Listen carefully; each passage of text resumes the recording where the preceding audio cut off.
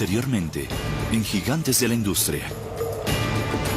Apaleado y maltrecho tras la larga guerra civil, un país había emergido más fortalecido que nunca.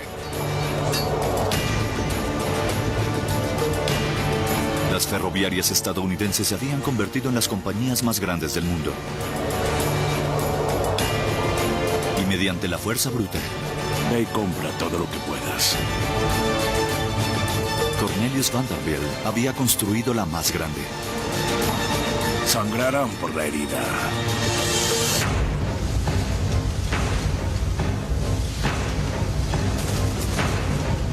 Pero una nueva industria emergía para retar a las ferroviarias. Liderada por John D. Rockefeller. La era del petróleo había comenzado. Pronto Vanderbilt y otras ferroviarias verían el petróleo como una oportunidad. Usted quiere un cartel entre petróleo y ferrocarriles. Pero mientras empresarios ferroviarios como Tom Scott y su protegido Andrew Carnegie apostaban al petróleo, Rockefeller le declaraba la guerra a los ferrocarriles. Solo ciérralas. Y ponía a la industria de rodillas.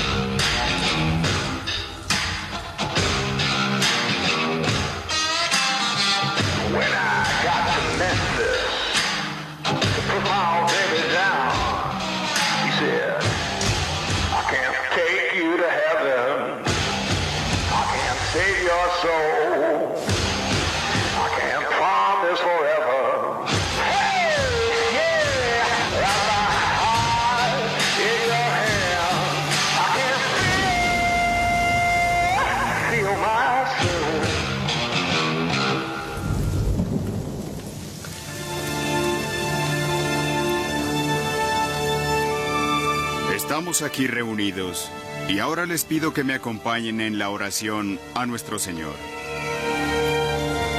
Padre nuestro, que estás en los cielos, santificado sea tu nombre. Venga a nosotros tu reino. Hágase tu santa voluntad, así en la tierra como en el cielo. Danos hoy nuestro pan de cada día y perdona nuestras ofensas, como nosotros perdonamos a quienes nos ofenden. No nos dejes caer en la tentación, mas líbranos de todo el mal. Amén.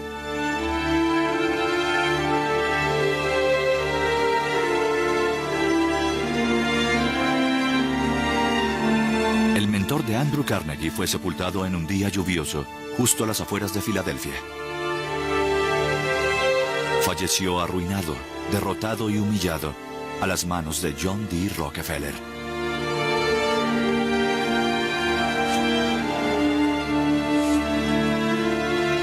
La pérdida fue un tremendo golpe para Carnegie.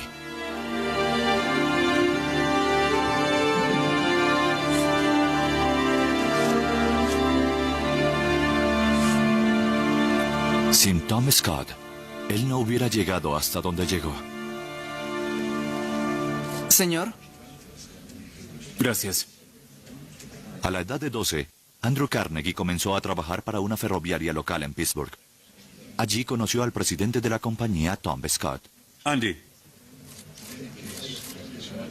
A Scott le agradó el joven Carnegie, a quien contrató como su asistente personal. Ahora, lleva esto y esto al superintendente de división. Sí, señor. Gracias. Esto es para usted, señor. Ah, gracias. Él nunca esperó trabajar a los 12 años de edad. Quería ir a la escuela, quería crecer, pero la familia no tenía absolutamente ninguna manera de sobrevivir sin enviarlo a trabajar.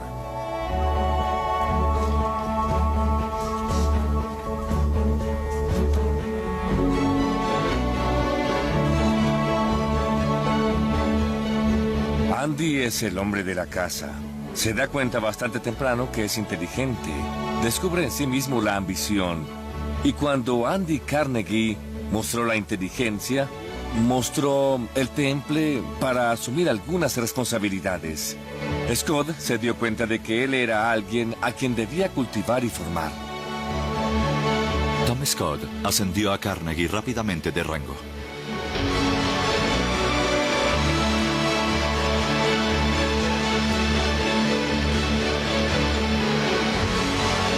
Al igual que con muchos jóvenes que obtienen ayuda, la suerte tuvo mucho que ver con esto y el sentido de oportunidad. El segundo factor, además de la oportunidad, es que muchos de nosotros admitiríamos que de jóvenes tuvimos un mentor, un benefactor. Y cuando alguien mayor a quien respetas y admiras tiene confianza en ti, es un gran estímulo a tu propia autoconfianza.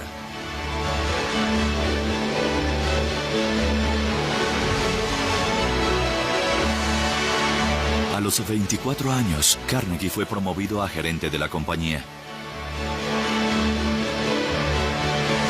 Y trabajó codo a codo con Scott, supervisando la expansión del ferrocarril hacia el oeste.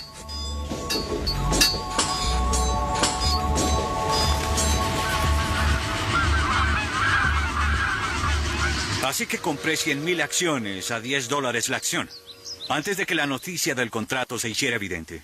Cuando el asunto se hizo público, las acciones duplicaron su valor. Y al día siguiente, ¿sabes lo que hice? Las vendí. No tuve que construir nada. La clave es la expansión hacia el oeste. Sí, señor.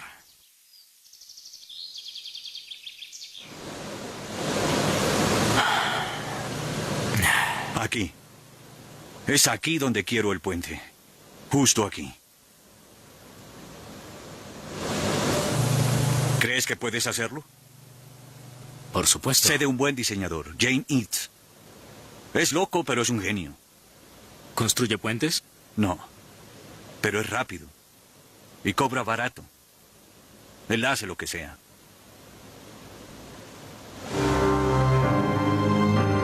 Vamos. El puente que Scott había planificado sería el más largo del país. El problema era que Carnegie no tenía idea de cómo construirlo. Un puente tendido a través del río Mississippi conectaría el este y el oeste de un modo nunca antes visto. La clave del éxito para cualquier ferrocarril es cruzar el río Mississippi. Una vez lo cruzas, puedes movilizarte al oeste. La pregunta es, ¿cómo cruzar el río Mississippi? El puente tendría que tener más de 1,5 kilómetros de longitud.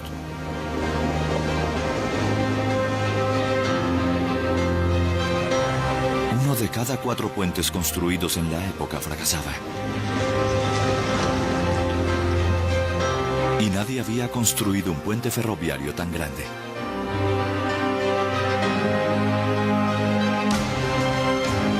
Pero Carnegie sabía que no hay recompensa sin riesgo. Así que invirtió todo lo que tenía en el puente. Andy Carnegie se ofreció, decidió que podía hacerlo. Algo notable acerca de Carnegie y que se aplica a los grandes empresarios es que asumen riesgos. Están dispuestos a lanzar los dados y a apostar toda su corporación, o en este caso, su carrera.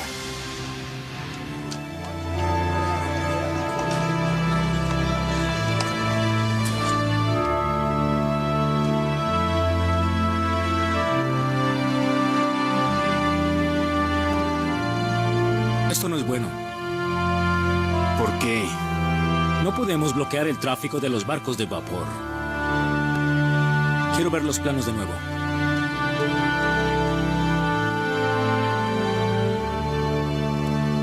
No soportará las corrientes del Mississippi. Hazlo más fuerte. Es imposible. Las fuerzas combinadas del tráfico de pasajeros, trenes de carga y la corriente del río excederán la fuerza de tracción del hierro. El puente colapsará.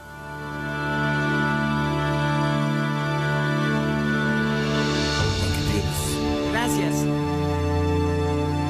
Nada es imposible.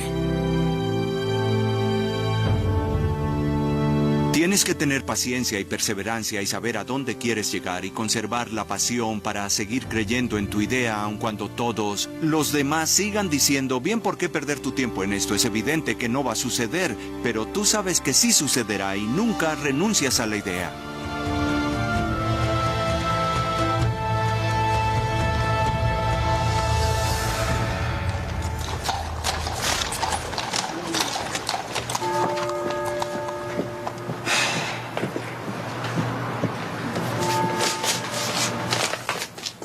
Y hay que hacer algo de dinero. Vale más de $1. 5 centavos es lo que ofrezco. Claro que no. Por favor, permíteme un momento. Estoy hablando con el caballero. Excúsame. Por supuesto.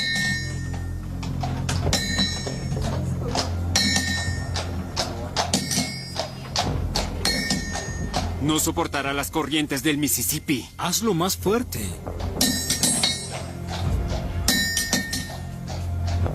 Tendría que ser de acero.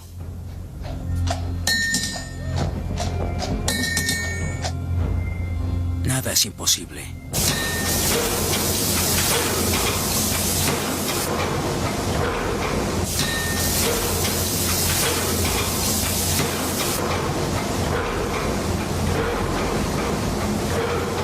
El acero es el material más fuerte jamás fabricado, creado con la aleación de hierro y carbono a más de 1100 grados centígrados. El problema es que es extremadamente costoso y difícil de producir en masa. Debido a que el acero es tan raro, solo se usa para fabricar objetos pequeños, como cubertería y joyería.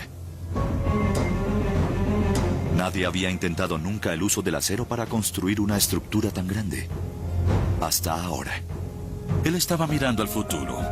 Miraba a través del Mississippi y veía un puente.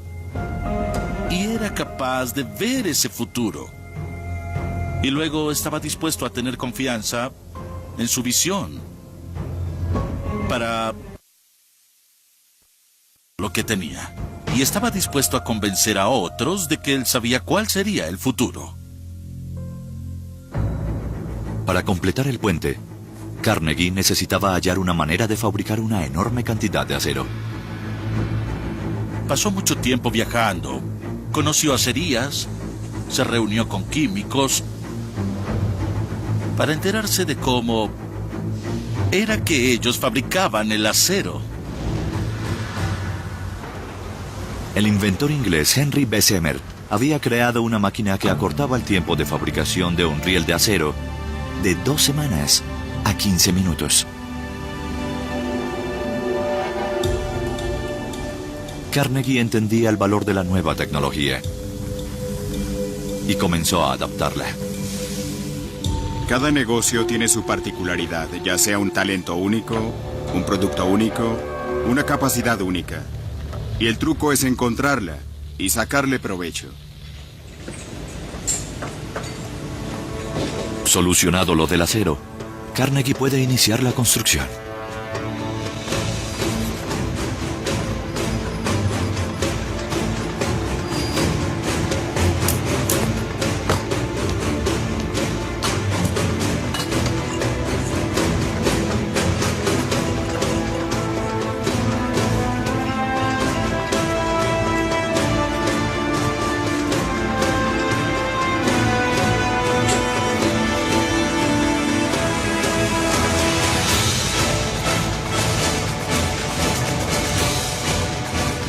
Con solo 33 años, Andrew Carnegie estaba preparado para emprender lo imposible.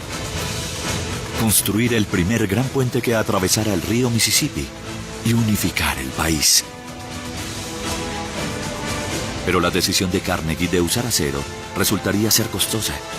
El proyecto ya tenía 2 años de retraso y los gastos se acumulaban.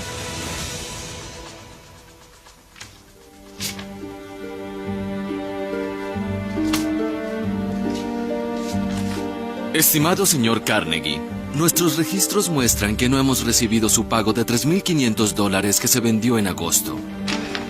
Estimado señor Carnegie, le escribo para notificarle que los numerosos esfuerzos por conseguir el pago final para el recibo adjunto han resultado infructuosos. Sirva la presente carta como notificación formal del incumplimiento de su obligación de pago de la suma de $59,000 por el acero que le fue entregado. Y ahora debemos acelerar las gestiones de cobranza. Y debe usted consignar esta cantidad de inmediato. Y no tendremos más alternativa que iniciar procedimientos legales en su contra.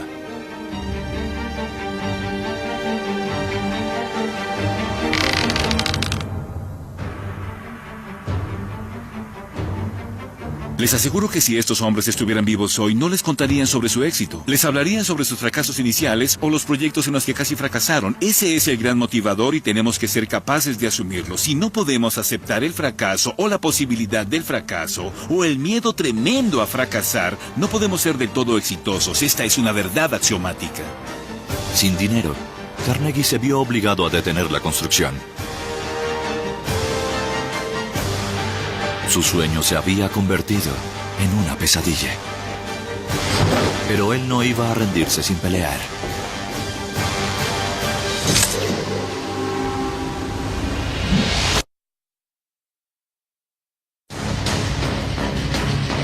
El nacimiento de un país moderno estaba en camino. Los trenes ahora llegaban a todos los rincones del continente. Y los hogares de toda la nación contaban con iluminación. Y el proyecto de construcción más ambicioso del país estaba en progreso en los bancos del río Mississippi. Liderado por Andrew Carnegie. Carnegie había insistido en construir su puente de acero. Un material que no había sido puesto a prueba. El costo era muy alto. La construcción estaba drásticamente retrasada y se salía peligrosamente de su presupuesto. Carnegie estaba bajo una gran presión. La diferencia entre la gente que triunfa y la gente que falla, creo que en muchos casos, no es el miedo. Todos experimentamos el miedo. La diferencia es qué haces tú con tus miedos. ¿Trabajas para superarlos o dejas que te derroten? Y creo que eso es en realidad lo que distingue a la gente muy exitosa de otros. Desesperado, Carnegie acude a los inversionistas buscando una inyección de efectivo. Les informo que la construcción del puente de San Luis progresa sin problemas.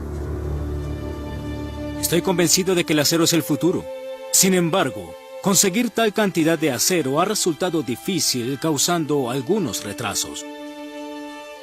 También está resultando demasiado costoso. Según mis cálculos, requerimos de otro $1,000,000 antes de finalizar el año. Pero no tengo dudas de que, con el tiempo, la gente llegará a ver el puente como la octava maravilla del mundo. Atentamente, Andrew Carnegie.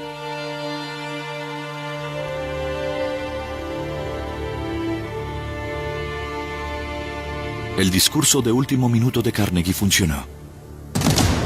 Se aseguró el financiamiento que necesitaba. Y finalmente, luego de 4 años, el puente fue completado. Los resultados fueron épicos. Pero Carnegie ahora enfrentaba un nuevo problema.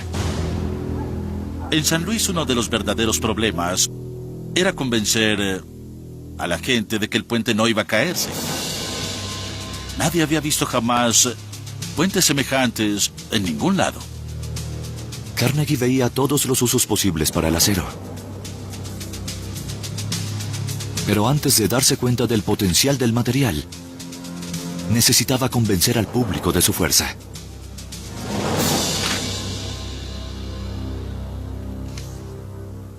E ideó un plan para lograrlo.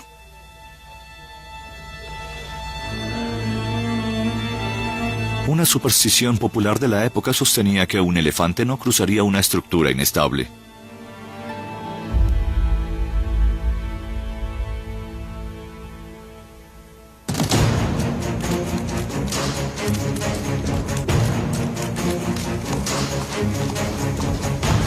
El día que el puente se inauguró, Carnegie, que era también un gran publicista, organizó un desfile para cruzar el puente, encabezado por un elefante.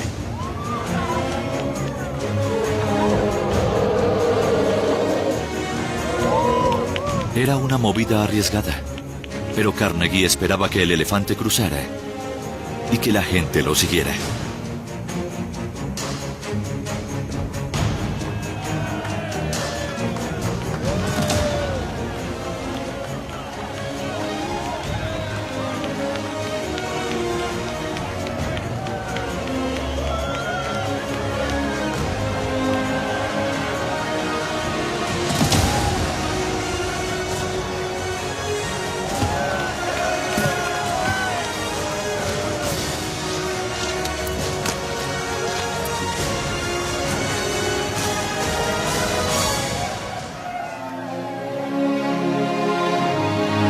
Cuando la gente de San Luis observó este puente, vio que podía soportar cualquier peso que ellos le colocaran encima. Cuando esta acción tuvo éxito, Carnegie recibió más pedidos de acero de los que le era posible manejar. Y su mayor cliente era una industria que conocía muy bien. Los ferrocarriles estaban buscando reemplazar sus puentes y rieles con acero. Pero Carnegie no podía producir suficiente del nuevo material para satisfacer todas las órdenes. Necesitaba aumentar su capacidad. Y para hacerlo, necesitaba recaudar fondos adicionales. Así que acudió a su antiguo mentor, Tom Scott. Con su ayuda, Carnegie recaudó más de $21 millones en dinero actual. Y con eso, construyó su primera planta de acero. Vio el futuro y estuvo dispuesto a invertir donde muy pocos empresarios estaban dispuestos a hacerlo. Es decir, en estas gigantescas plantas nuevas. Ocupando más de 40 hectáreas en las afueras de Pittsburgh, la acería de Carnegie era la más grande de la nación. Capaz de producir 225 toneladas de acero al día. Tienes que creer, si eres Carnegie, que vas a tener muchos años de crecimiento en los que el acero es importante. La fe y el optimismo de alguien como Carnegie eran muy superiores a lo que vemos actualmente. Con la nueva planta, Carnegie pudo proveer todo el acero que el país necesitaba y ganar una fortuna propia.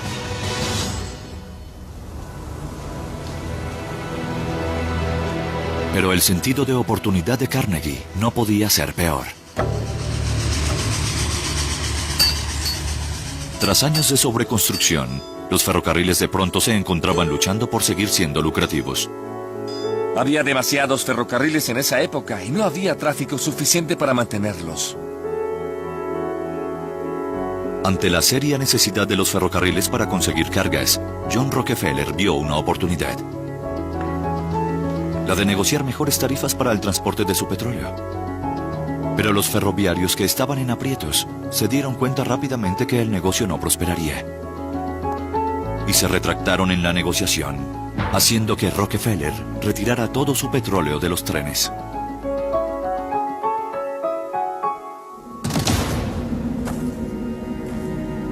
El mentor de Carnegie, Tom Scott, intentó adaptarse. Pero no pudo sobrevivir sin el petróleo de Rockefeller. Su negocio se vio diezmado. Y Tom Scott nunca se recuperó.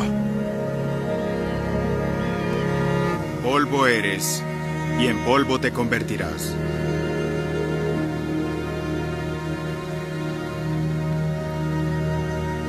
Andrew Carnegie había perdido a su mentor. El hombre que había significado más para él que cualquier otra persona en el mundo.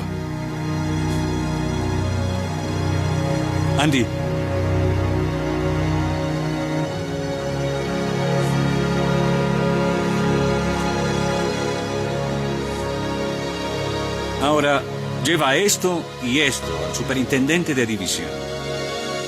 Bien.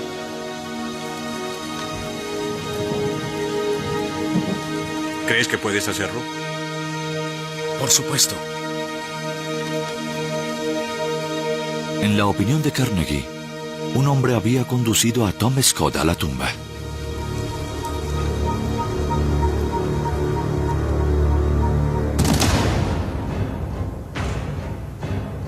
Y ahora, Andrew Carnegie quería venganza.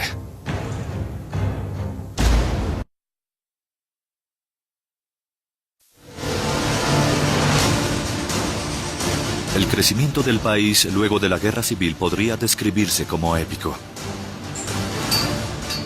Las vías férreas comunicaban al este y el oeste como nunca antes. El petróleo iluminaba los hogares de costa a costa. Y el acero estaba dando nueva forma al paisaje de un modo que nunca se creyó posible. Pero justo cuando el crecimiento parecía imparable, la industria ferroviaria, columna vertebral de la economía nacional, colapsó. Y la nación se vio sumida en la peor depresión jamás vista.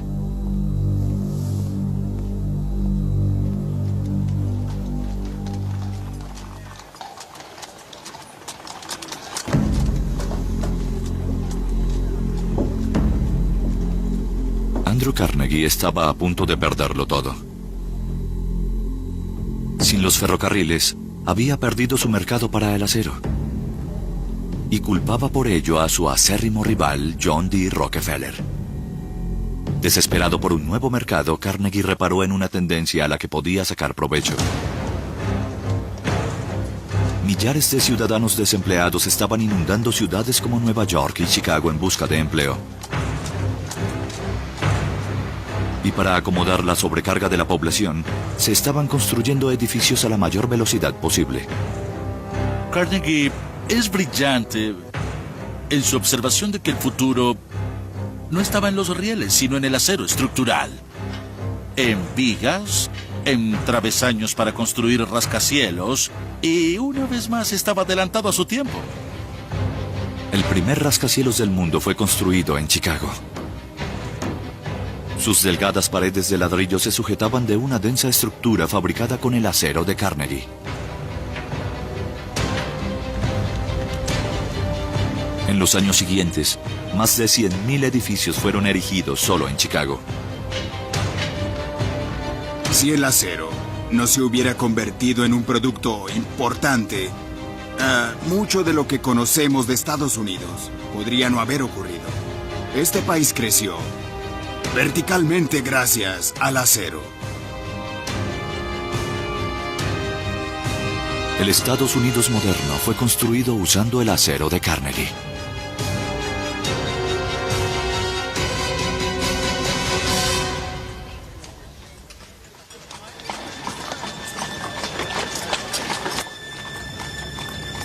La explosión de rascacielos convirtió a Carnegie en uno de los hombres más ricos del país. Pero para Carnegie, eso no era suficiente.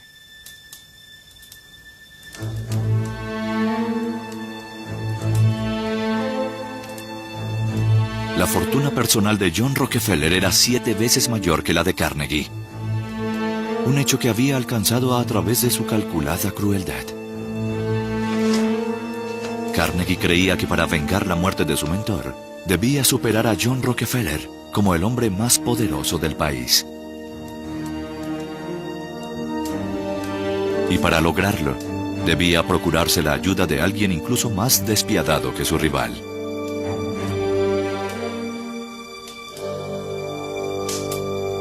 Y conocía al hombre perfecto para ese trabajo. Henry Frick era un millonario, artífice de su propio éxito a los 30 años. Era uno de los mayores proveedores de carbón del Medio Oeste. Empresario despiadado, Frick tenía una reputación de conseguir lo que quería. Por cualquier medio posible. ¡Carter!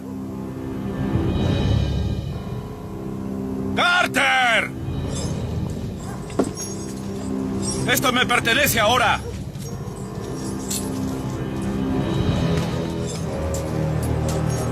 ¡Carter, sé que estás aquí!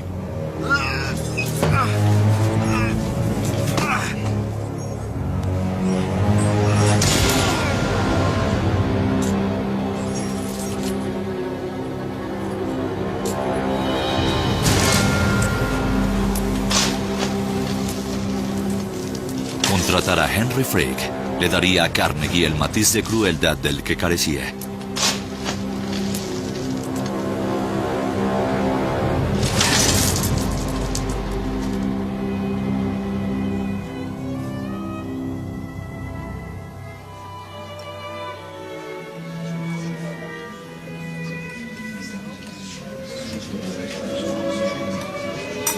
Por aquí, por favor.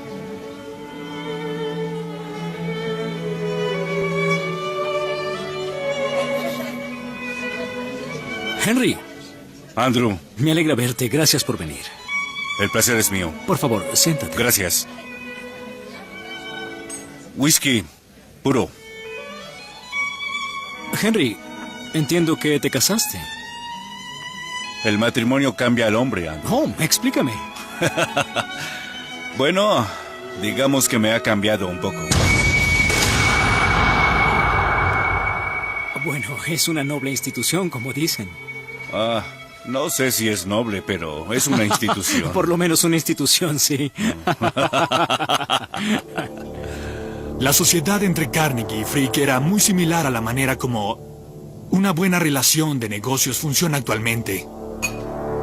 Quieres a alguien que sea absolutamente lo más opuesto y diferente a ti como sea posible.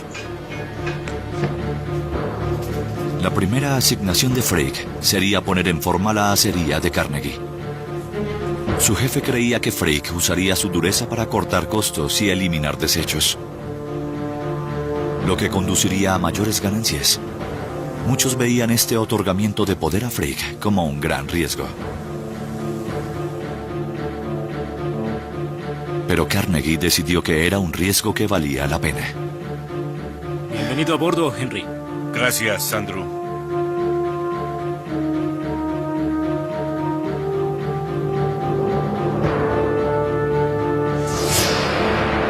Al final, contratar a Frigg pudo haber sido la peor decisión de la carrera de Carnegie.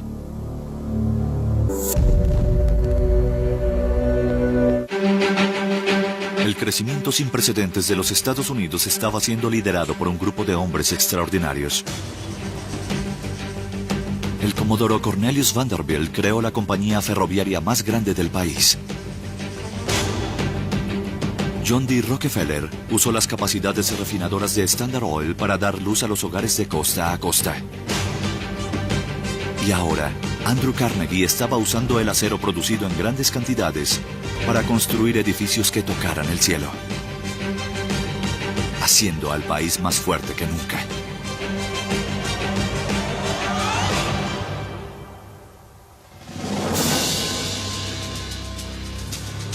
Nuestro margen de ganancias es irrefutable. Nuestra productividad es tan buena como la de cualquiera acería de Europa o de América.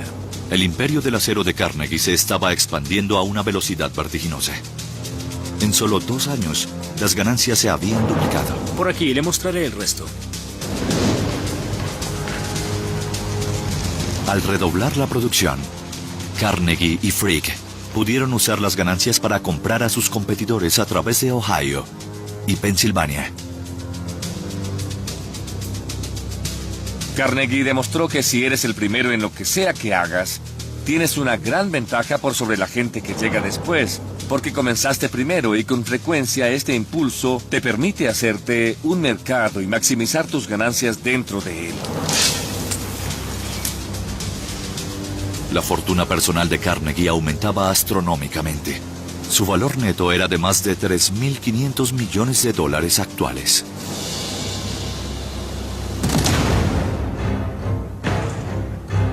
Su decisión de contratar a Henry Frigg parecía un arrebato de genio. A través de la intimidación y el miedo, Frigg renegociaba contratos favorables con los proveedores y eliminaba gastos innecesarios. mientras que aumentaban la producción.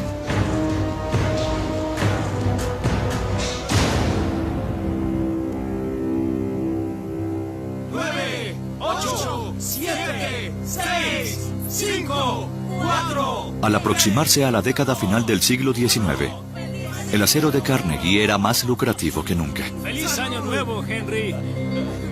Carnegie recompensó a Frick, nombrándolo presidente de su compañía. ¡Feliz Año Nuevo! El segundo hombre más poderoso del acero. Pero para Frick, eso no era suficiente. Él quería el asiento de su jefe en la mesa. El padre de Frick había sido un fracasado. Ahora él quería asegurarse de que todo el mundo supiera que él no era su padre.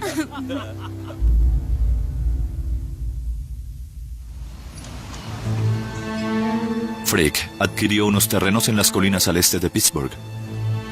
Allí construyó un club privado para algunos de los hombres más acaudalados del país. El club de caza y pesca de South Fork se asentaba sobre un enorme lago artificial, donde sus miembros podrían practicar canotaje y pesca. El problema, Henry, es que lo que queda... Incluso Carnegie se unió al club. Eso no es un problema. Sabemos quiénes son nuestros amigos y sabemos cómo complacerlos. Sí, siempre puedes comprar a un hombre. Si es posible no hacerlo, yo pensaría que hay una mejor Discúlpame un momento. Para crear su zona de recreación, el club tomó el control del dique de South Fork, que contenía 20 millones de toneladas de agua. La represa más grande de su tipo en el mundo. A poco más de 20 kilómetros río abajo se encontraba Johnstown, una comunidad de clase trabajadora, de obreros del acero y sus familias, que vivían bajo la amenaza constante de que la siguiente tempestad arrasara con el dique. Las autoridades de la ciudad suplicaron a Frick que reforzara el dique. Pero él ignoró su petición completamente.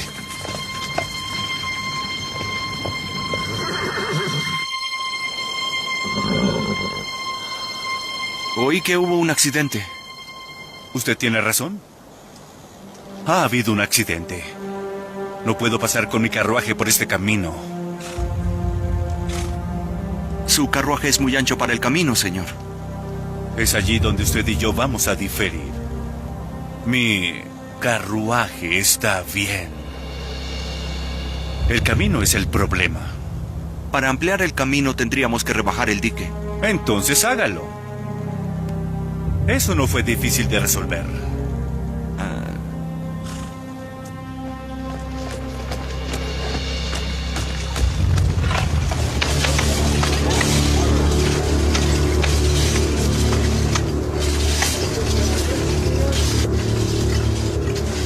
Al rebajar el dique, Frick lo debilitó.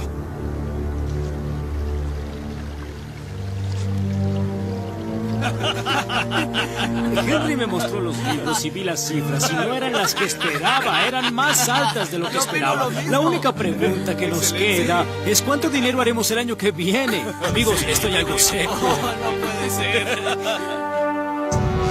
Frick estaba contento con su club, con su imagen y con su riqueza.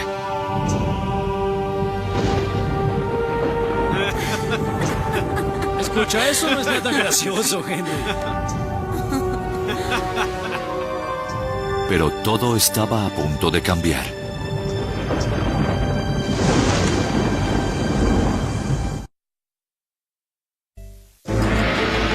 Estados Unidos atravesaba una era de prosperidad sin precedentes. El país estaba conectado de costa a costa por tren. Las lámparas de queroseno iluminaban la noche. Y el acero se estaba usando para construir estructuras que nadie hubiera ni imaginado una década atrás. Formando parte del gran crecimiento estaban los magnates del acero, Andrew Carnegie y Henry Frick. Socios ideales, juntos, habían llevado el acero de Carnegie a producir grandes ganancias.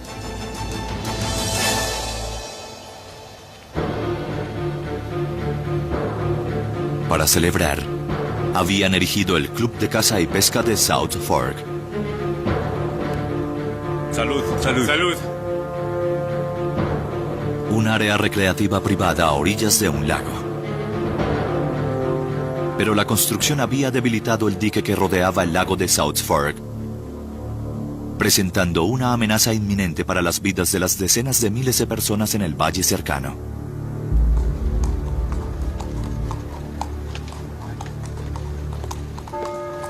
El Día de los Caídos amanece en Johnstown,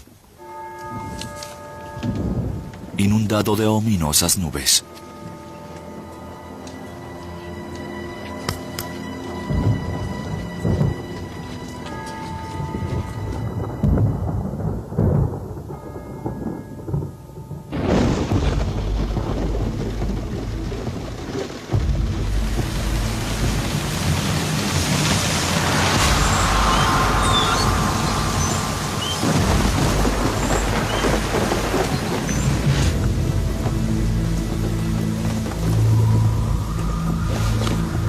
Vamos.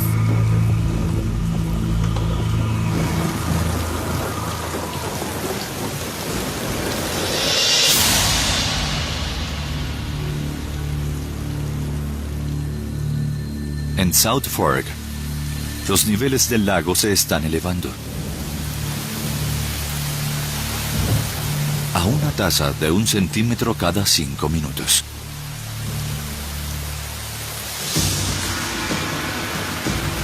Dame otra bolsa. Pásame otro. Pásame una aquí. Aquí hay más. Dame otra. Muy bien, bien, ten cuidado. En ese lugar esté bien. Bien. Vamos, cúbrete. Vamos, rápido, rápido. Así es. Ven, pásame otro. Muy bien. Uno más de este lado. ¡John! Envía un telegrama a Johnstown. Diles que evacúen. Apílalo, apílalo. ¡Adelante! Gracias. Ese, por favor. Bien.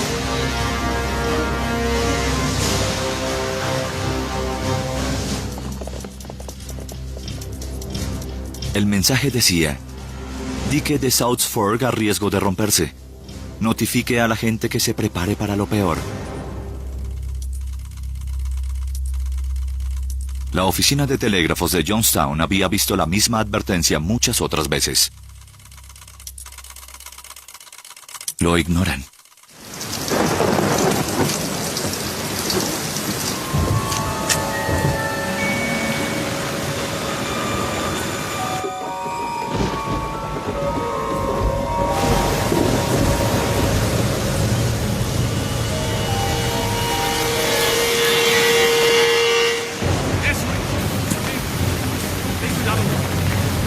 Pásame ese. Bien. No. Ponlo ahí, rápido. ¡Dejen eso! ¡Ya dejen eso! ¡Salgamos de aquí! ¡Ahora! Está bien. Vámonos, deja eso. Vamos. Enfréntalo. Corre.